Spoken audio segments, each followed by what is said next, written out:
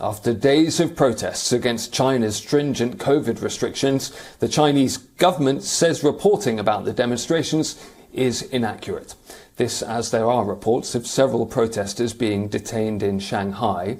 Scores of demonstrators gathered in the capital Beijing and the financial hub Shanghai on Sunday, holding blank pieces of paper to express discontent. Some even called for Chinese President Xi Jinping to step down. A deadly fire last week in Urumqi, the capital of the northwest China Xinjiang region, has become the catalyst for the current unrest. Many are blaming COVID lockdowns for hampering rescue efforts. The Chinese government has blamed what it calls forces with ulterior motives for linking a deadly fire in Xinjiang to strict COVID measures. The Chinese Foreign Ministry says reports of protests in Beijing and Shanghai don't reflect the reality.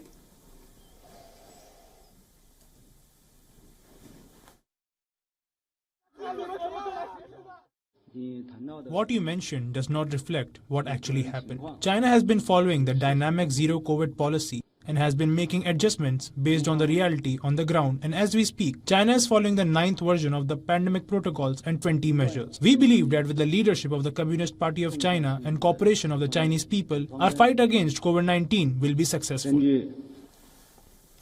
Today there is heavy security on the streets of Shanghai. China insists foreign journalists are welcome to come and report on activities in the country.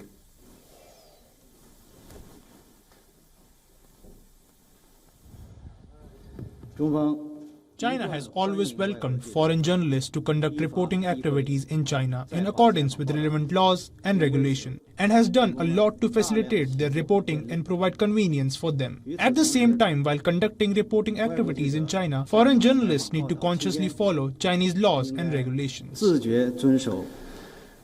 The anti-lockdown protests have also been reflected outside of China. A crowd gathered outside the Chinese embassy in London calling for an end to President Xi Jinping's restrictive zero-COVID policy. And for more on this, we were earlier joined by Jean-Pierre Cabestan from Hong Kong. He's an emeritus professor of political science at Hong Kong Baptist University.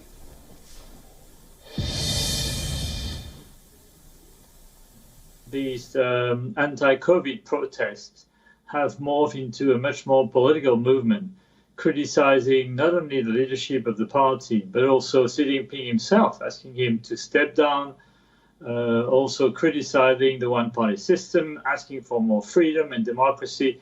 Of course, that's maybe a call made by a minority of students, but and indeed members in the urban areas of China, but it has spread around the country very quickly, and it looks like there's a momentum here, which the government will need to take into account.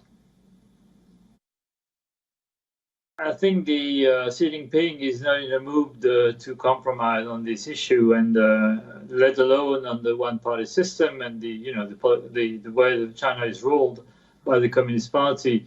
So what I predict is, of course, on the one hand, a repression of the people who went on the street and protested. You have surveillance cameras everywhere in China, so it's easy to spot protesters and to arrest them even later. The other thing is, I think they will have to adjust their so-called dynamic zero-COVID policy and to gradually move towards an exit strategy.